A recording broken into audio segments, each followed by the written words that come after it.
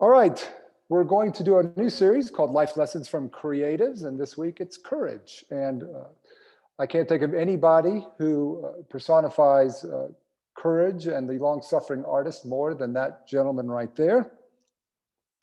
Let me ask you to begin with, is there anything you have wanted to do but are afraid to do? We usually think of this as a question for the first half of life, but I beg to differ. It is relevant. No, I guess it's actually critical at any stage of life. You no doubt have heard some derivation of this question. If you were completely without fear, what would you do in the next month, the next 6 months, the next 3 years? It doesn't matter how trivial the activity might be, learn a language, travel to Damascus, get a tattoo, write a book of poetry. But you probably heard a question like that and entertained it. Sometimes we will disguise our fear that we feel when we hear that question by reframing it with internal dialogue such as, well, that's impractical now, it's too late, or, well, I'm no longer that interested. But if we take a moment to reflect and examine ourselves, we know such statements are merely masking fear. I would like to begin a series on certain values we can learn from creative types. Artists teach us the value of courage, freedom, perseverance, personal responsibility, and integrity. And today I would like to focus on the value of courage. This topic was inspired by Jean-Michel Basquiat, you see here.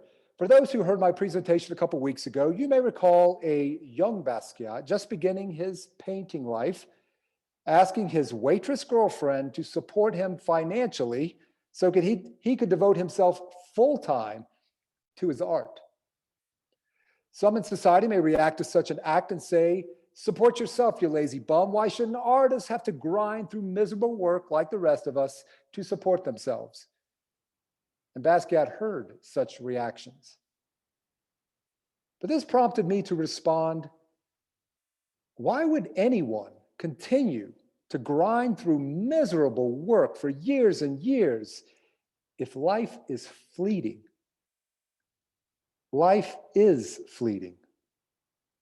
We really don't know how much time lays before us.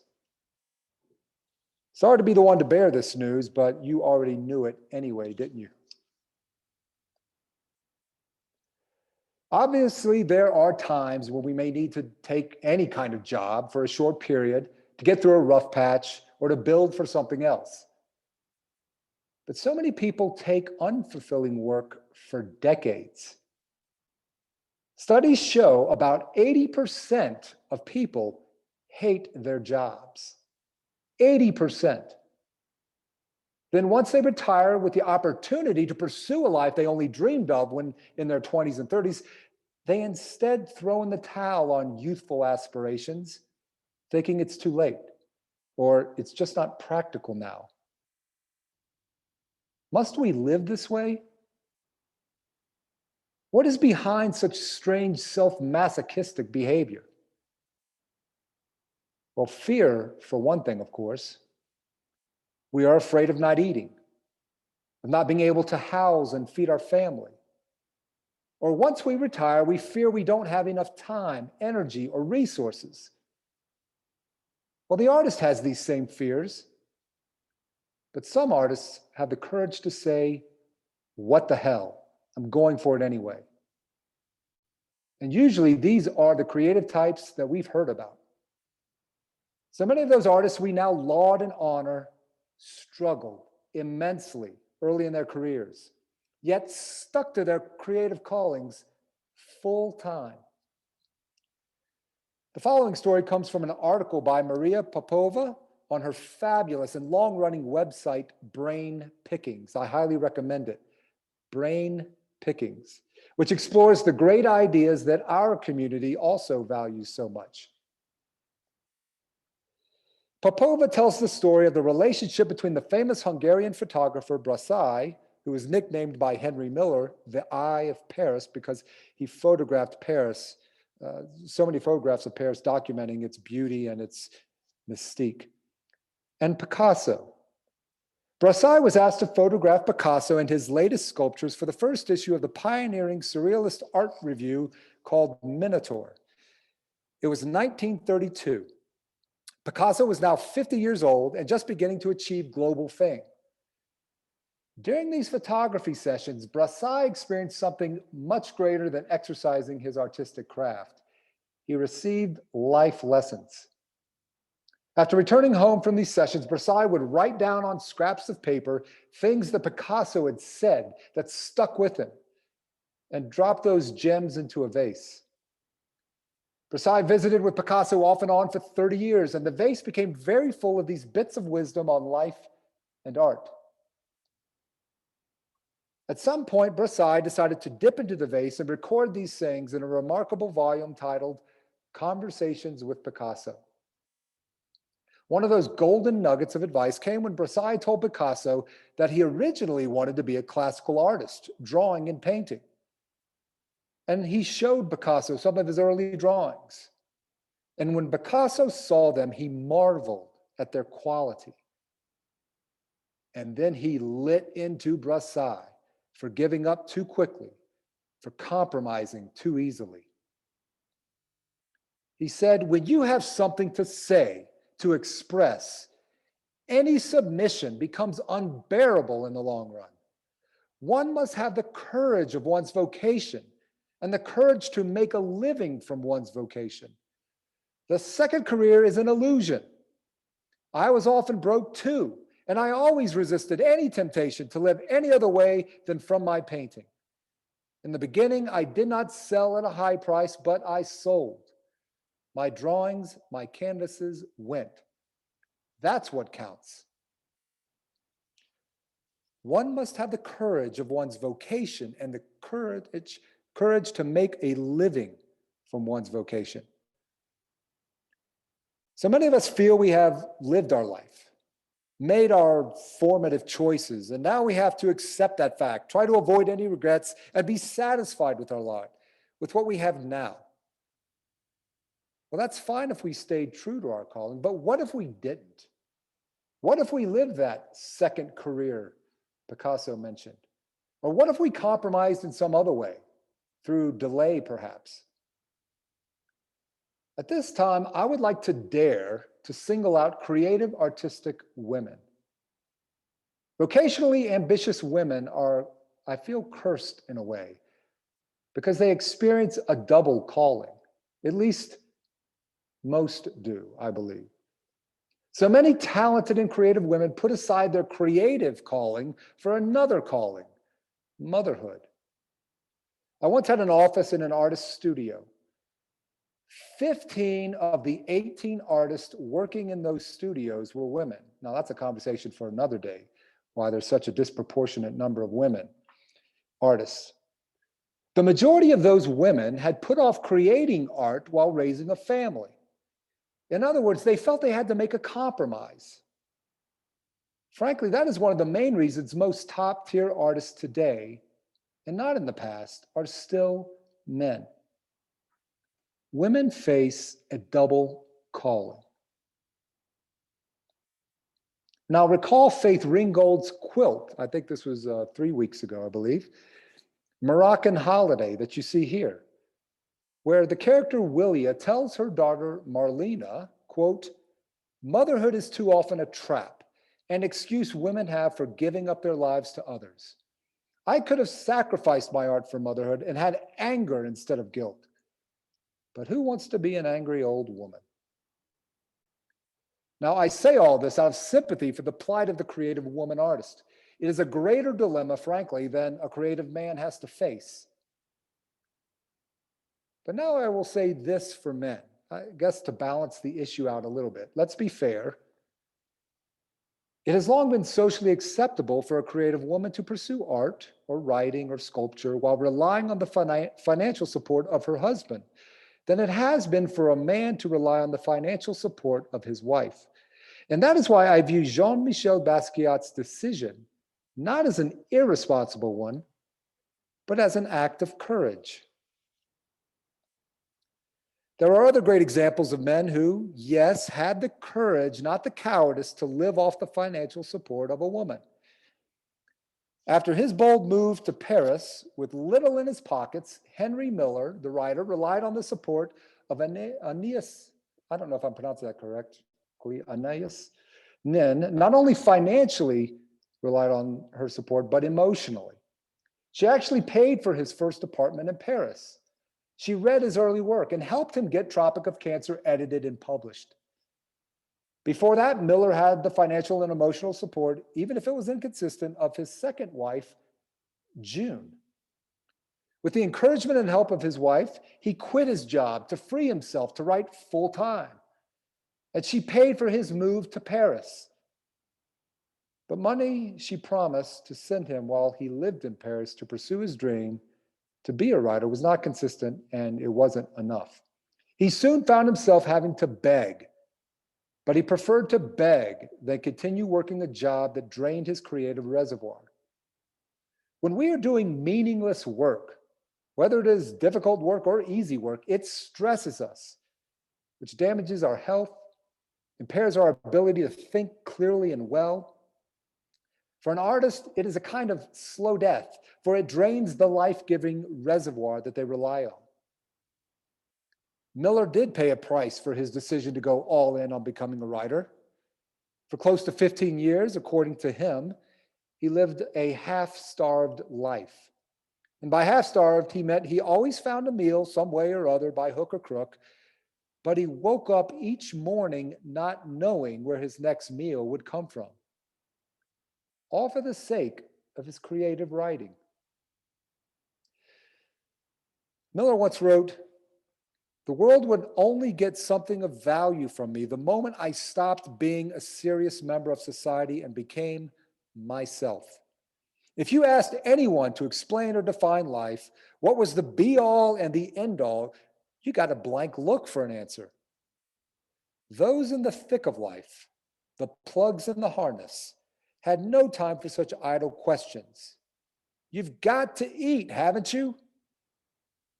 From the little reading I'd done, I'd observed that the men who were most in life, who were molding life, who were life itself, ate little, slept little, owned little or nothing. They were interested in truth and truth alone. They recognized only one kind of activity: creation. Ernest Hemingway, of all people, swallowed his great masculine pride that we've heard of and took the advice of Gertrude Stein, who told him to quit his newspaper job and devote himself fully to writing. Well, that meant relying on his wife Hadley's modest trust fund. Not so easy a thing to do for a man known for his outsized machismo, but he swallowed that overgrown pride, lived extremely modestly, and within a few years, The Sun Also Rises was published.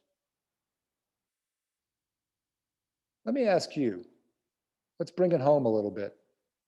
What vision is open before you now that beckons for your attention, that continually revisits you, even though you may often avert your eyes, telling yourself it's too late or it's just not practical?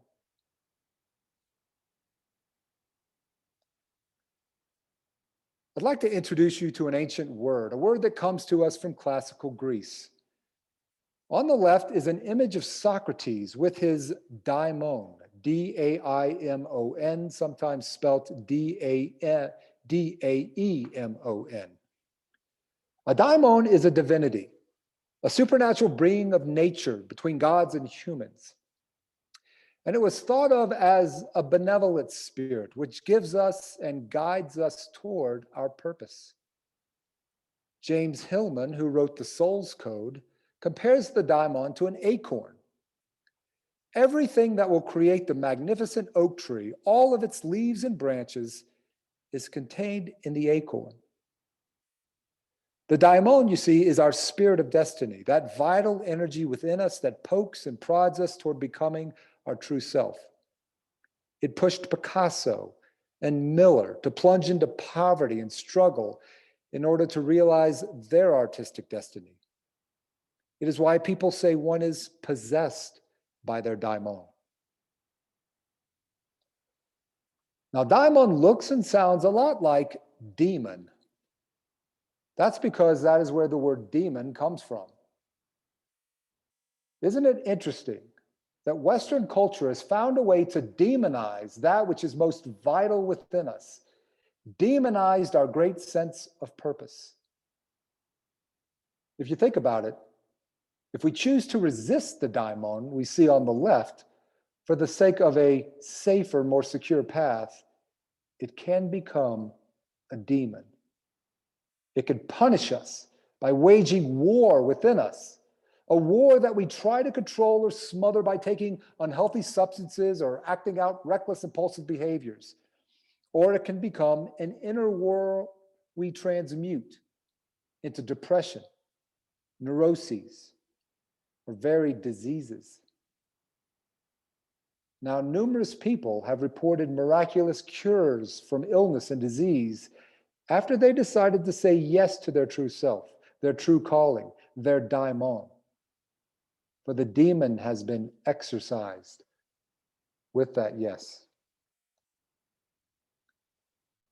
Stephen Pressfield, in his wonderful book titled The Artist's Journey, offers the example of the concert pianist James Rhode, whom you see on the right. In an article in The Guardian, a UK publication, James Rhodes said, "I didn't play the piano for 10 years, a decade of slow death by greed working in the city, chasing something that never existed in the first place, security, self-worth, etc. And only when the pain of not doing it got greater than the imagined pain of doing it, did I somehow find the balls to pursue what I really wanted and had been obsessed by since the age of 7, to be a concert pianist." Pressfield himself struggled with repeatedly running away from and back to his calling to be a writer. His first published novel, The Legend of Bagger Vance, came out when Pressfield was in his 50s. As you see on the right, it was made into a movie. Pressfield said of his precarious journey to be a writer, "It took me 19 years to earn my first dollar as a pure creative artist and 28 years to get my first novel published. I had jobs in advertising. I had work in other fields, such as bartender, trucker, seasonal fruit picker. I always quit to write. Bosses with the best of intentions would call me into their offices and urge me to listen to reason. Stay here. You've got a future with this. Don't throw your life away on a dream that's never going to come true." Every time I would agonize. Am I crazy? How can I go off again to write another novel that nobody will want to read and that no publishing house will want to publish? But I always left the job. I always went off to write. That's the daimon.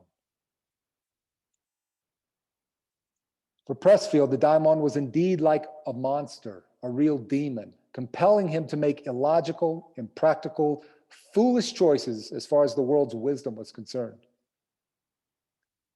Let me ask you another question. What foolish, irresponsible desires did you once entertain that you may have never followed through on? What was your daimon pushing you to do or to be? And what would have happened if you had followed through and obeyed the daimon? Or did you obey your daimon? What foolish, irresponsible desires might you be entertaining right now? Ponder that for a moment before we move on.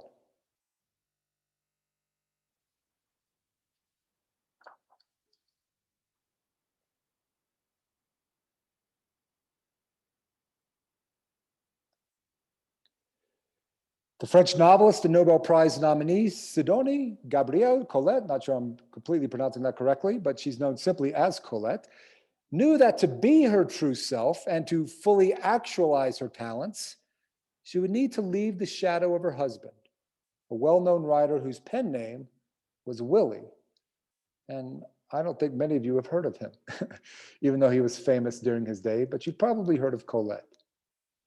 Colette's first 4 novels were published under Willie's more famous name, I guess so that they would sell better. And they did sell very well. But when she separated from him in 1906, Colette received none of the impressive earnings from these works. Willie did. And she knew this would happen, but still chose her independence and to publish under her own name henceforth.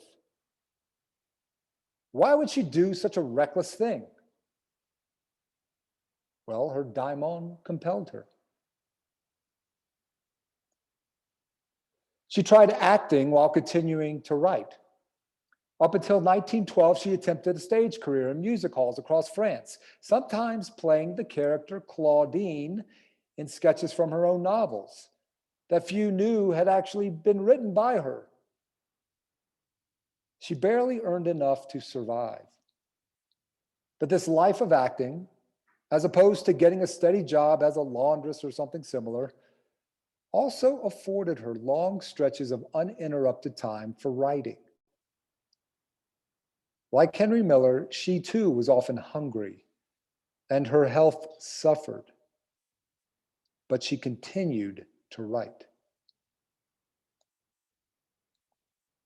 She wrote of this period of her life in her work La Vagabonde, published in 1910, which deals with women's independence in a male society.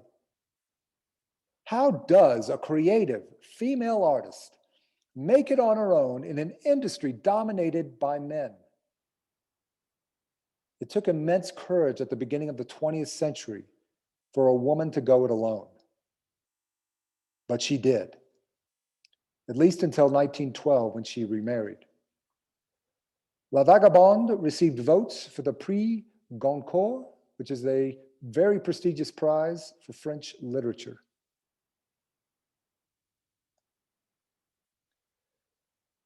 Artists who dive in fully to their calling may seem reckless, irresponsible, and foolish to society, but they are merely exhibiting a prized value, courage, as well as revealing a profound spiritual path, answering the call of our daimon in order to become one's true self. Now, a retort I often hear is, well, you're just presenting the success stories. But for every artist who went all in and made it, there are 30, 50, 100 even who didn't. Are we so sure about that? In my experience, the 30 or 50 or 100, whatever number we throw out there, who didn't make it are mostly artists who did not go all in, but tried to make it while working a full-time job and raising a family on top of that. No surprise, the odds of success in such a case are very small. Those who do go all in, like the ones we examined today, have a much better chance of making it in the long run, even though they initially may have to suffer for it. Again, let us bring it back to us, our own current situation. What is it that you have wanted to try or to learn or to experience, but have held yourself back for fear or for any other excuse we use to mask our fear? What would you dare to do right now if you knew you could not fail, if there were no viable excuses? Friends, how many more days in this life are you absolutely certain you have? Do you want to leave this life in the talons of a demon? But that is what hearing and feeling the monstrous rebuke of our daimon is like. What is your daimon calling you to do right now? Perhaps we can pluck the courage of an artist and actually allow ourselves to listen. And perhaps even say to that daimon, not my will, but yours be done.